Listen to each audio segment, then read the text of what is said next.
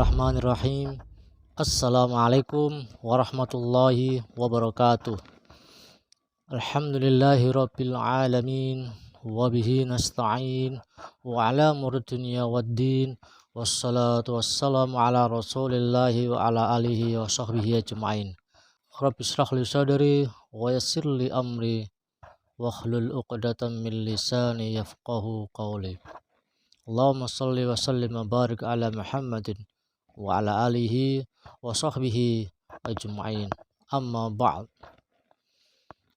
Kaum muslimin yang dirahmati Allah Subhanahu wa taala, alhamdulillah, puji syukur kepada Allah Subhanahu wa taala atas segala nikmat dan karunia-Nya sehingga pada kesempatan hari ini kita bisa dipertemukan kembali. Mudah-mudahan Allah senantiasa memberikan kesehatan kepada kita semuanya.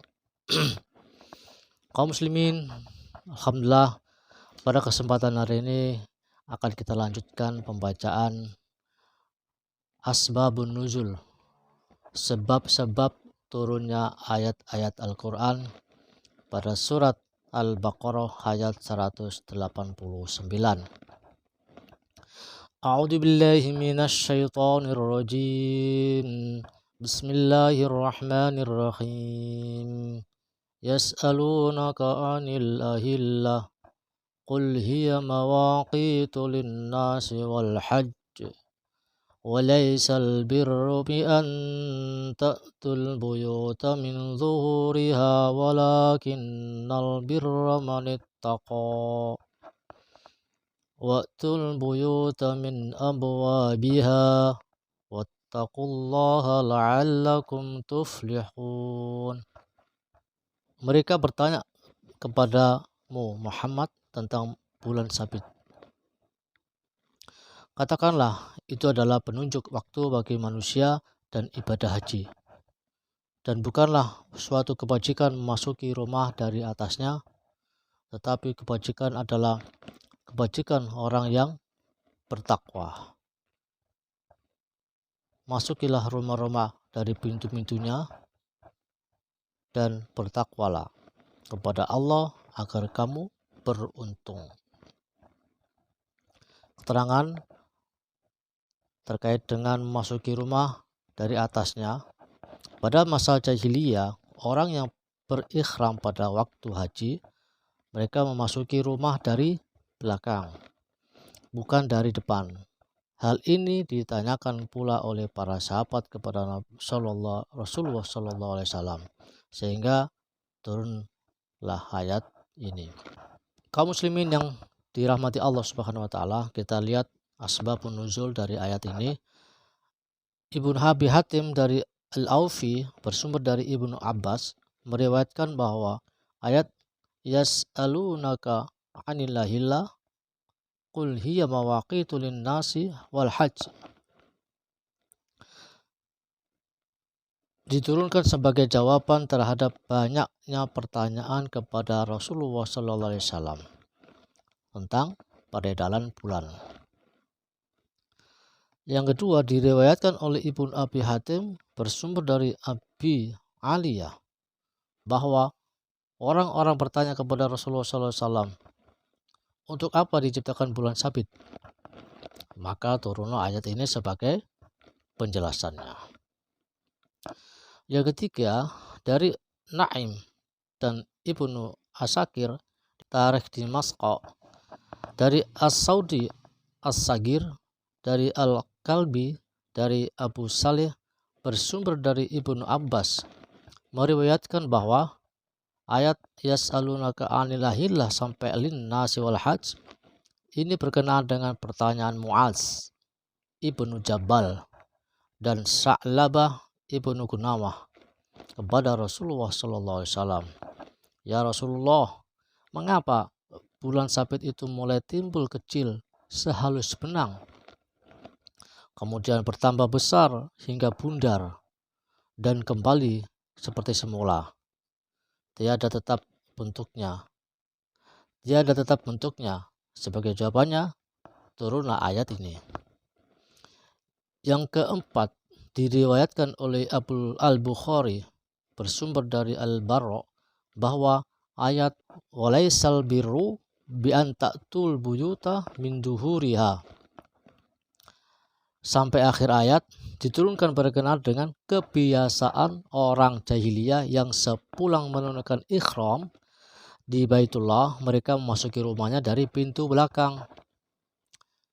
Ibnu Abi Hatim dan Al-Hakim bersumber dari Jabir, Ibnu Jarir dari Al-Aufi bersumber dari Ibnu Abbas meriwayatkan bahwa orang-orang Quraisy yang diberi julukan Al-Hams atau Ksatria menganggap baik apabila melakukan ihram masuk dan keluar rumah melalui pintunya.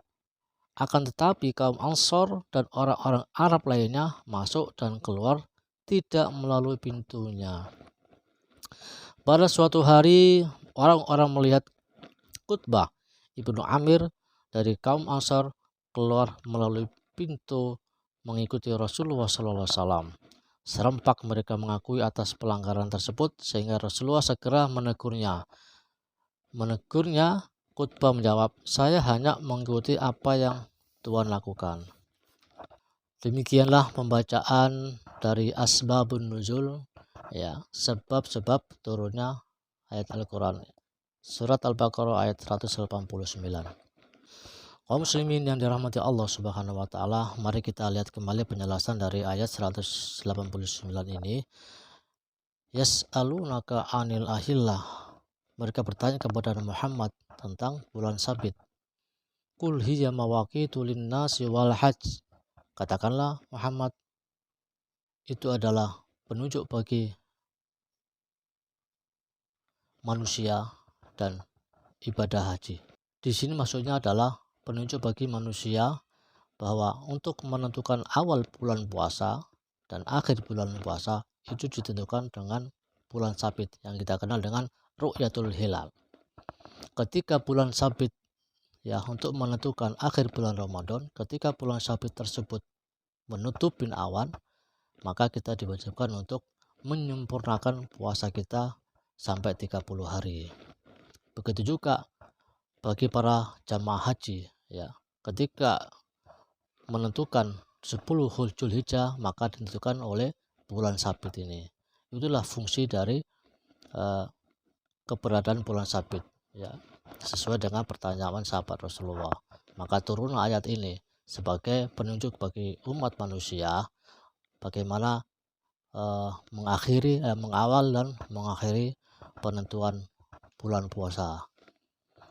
Dan begitu juga penentuan 10 Zulhijjah.